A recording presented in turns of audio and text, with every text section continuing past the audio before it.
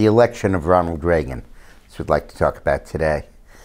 Reagan first tried to be president, at least officially tried for the nomination in 1976, when Gerald Ford wanted to run for a term as a fully elected president, and Reagan opposed him in the Republican primaries. At first, Reagan didn't go anywhere. There was no real momentum. But then he seized on the issue of not giving away the Panama Canal, and that helped him score a huge victory in North Carolina and then in Texas. And ultimately, he massed enough votes to go all the way to the convention and narrowly lost to President Ford on the first ballot.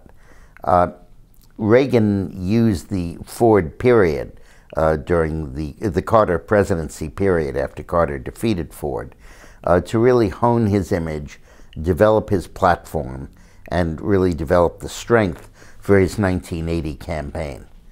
And the 1980 campaign was a model, one of the most important elections in American history. Reagan ended up by carrying 44 of the 50 states. An incredible performance when you think of our evenly divided politics of the day. He beat Jimmy Carter in the popular vote by 10 points. And John Anderson, a congressman, ran as an independent and got about 6 or 7 points. So Reagan finished slightly over 51% of the vote. His campaign was basically waged on the idea of the misery index, which he did by combining the inflation rate and the unemployment rate. And that was a hell of a combination. The inflation rate was around 10 and the unemployment rate was around 10.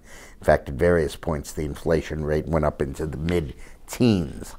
The economy that had been destroyed by the deficits of the Vietnam War and taking America off the gold standard by Richard Nixon, which permitted the deficits and the inflation and the lack of faith in our monetary system to grow during the 1970s, really came home to roost in the 1980 election.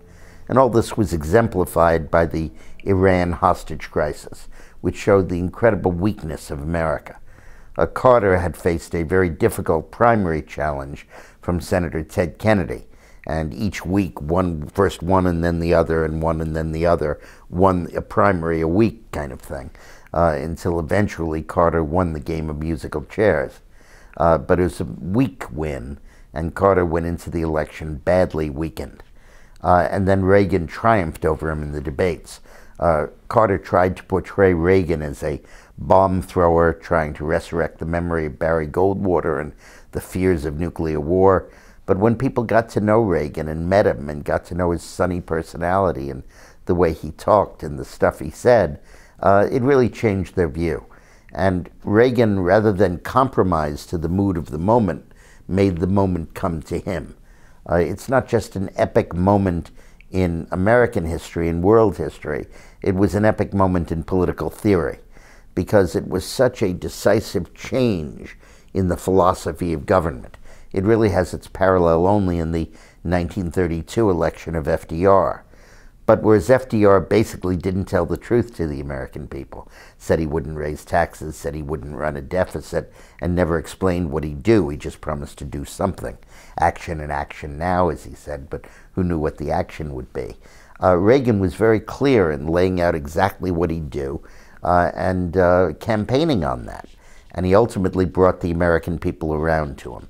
An incredibly historic moment in American history. Thanks for watching.